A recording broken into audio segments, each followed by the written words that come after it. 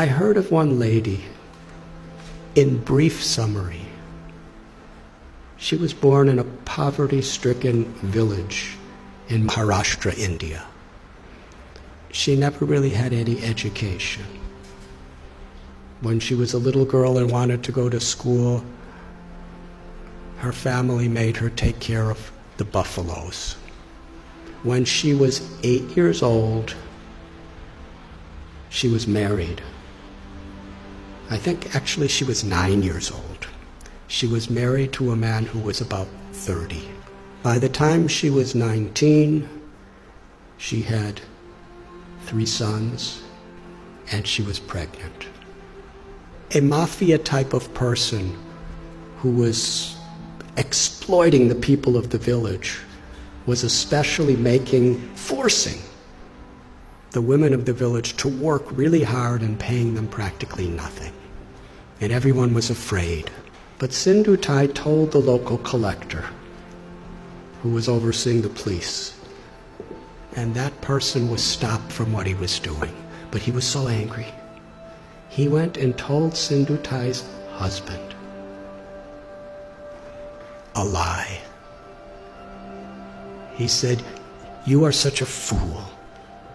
Your wife is having affairs with so many men.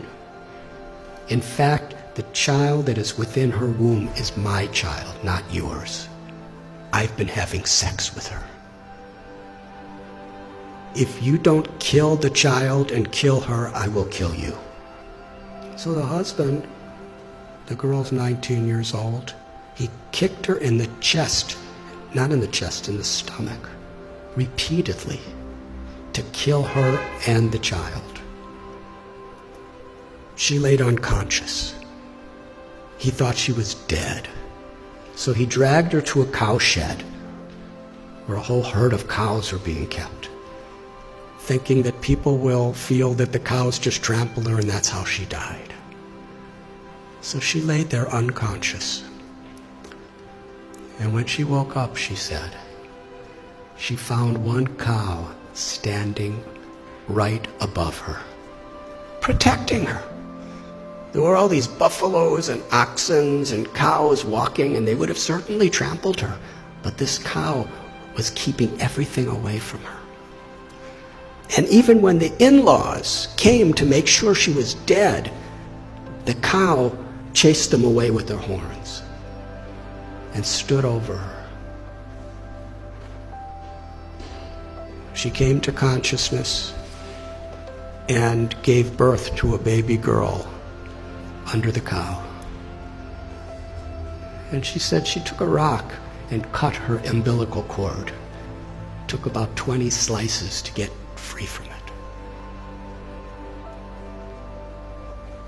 And for hours and hours, the cow protected.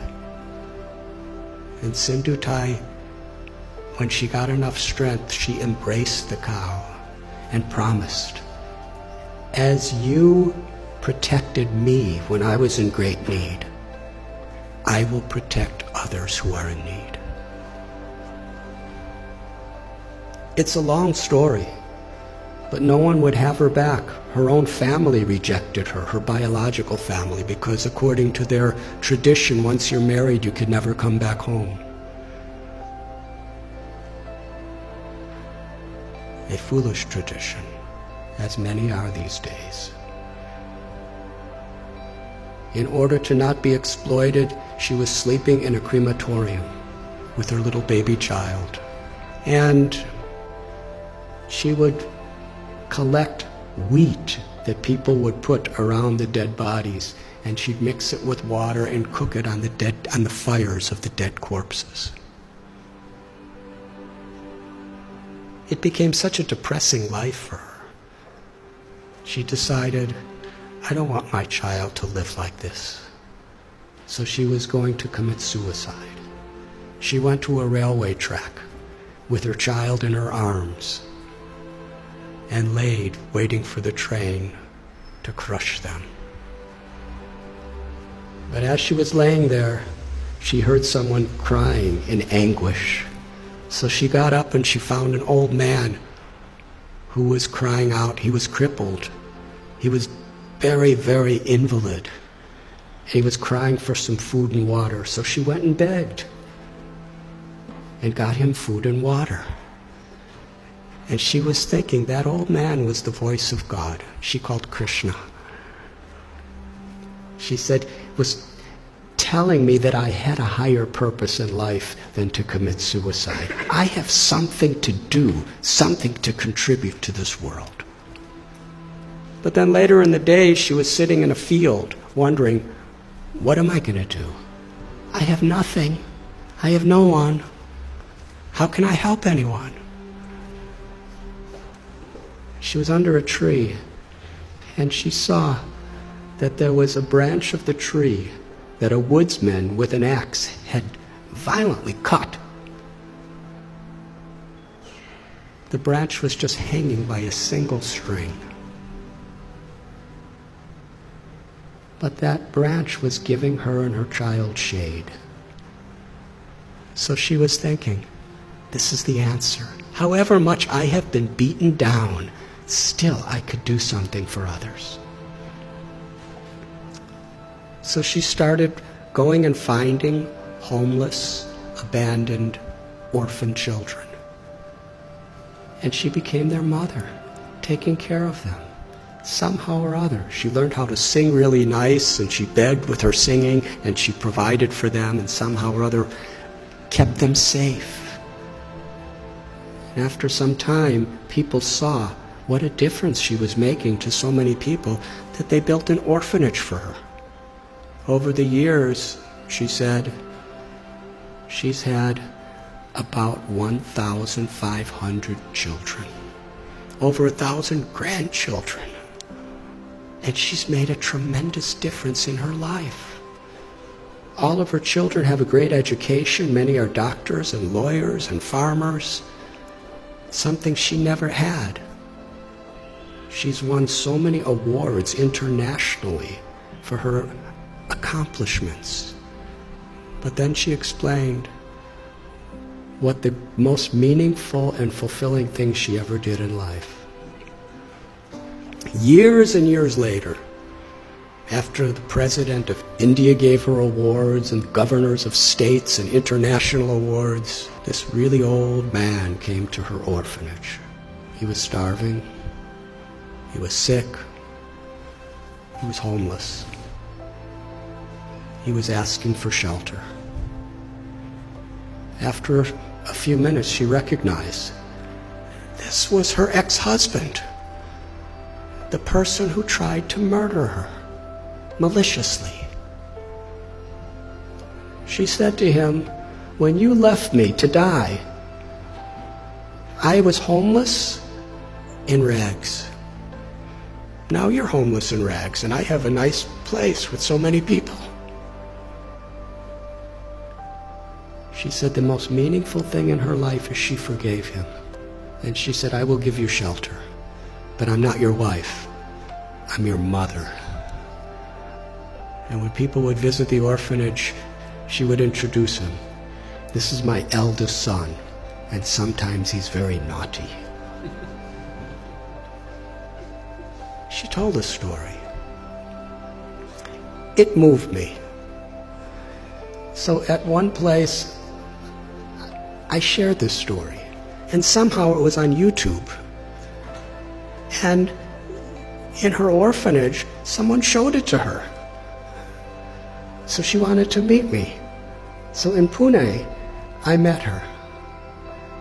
And she was with a couple other people. And we spoke for about an hour together. It was a wonderful conversation. And afterward, there was one lady who was sitting next to her, who was just beaming with smiles the whole time, but didn't say much of anything. And when I was just about to leave, Sindhutai said, I want to introduce you to this girl. She's the one who was born under the cow. She's now a medical doctor, and she's taking charge of one of our orphanages.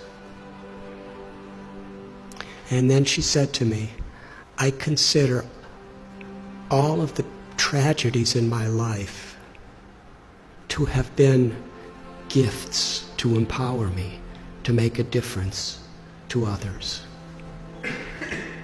She considered it all the grace of God. She said, "My life has been a road with many thorns, but I made friends with those thorns, and my life became beautiful, and I could give beauty to so many other people's lives." That's one little example of influence without affluence. The power of compassion is far greater than anything that money can do. But when money and knowledge and strength and skills are built on the foundation of that compassion, then not only is our own life enriched beyond our comprehension, but we could make such a difference. We can have such an influence in the world. Each and every one of us, whoever we are. Because everyone is so inherently special. And nothing and no one can take that away from us, as long as we are aware. To be an instrument of compassion, an instrument of grace, is the true influence, beyond affluence. Thank you very much.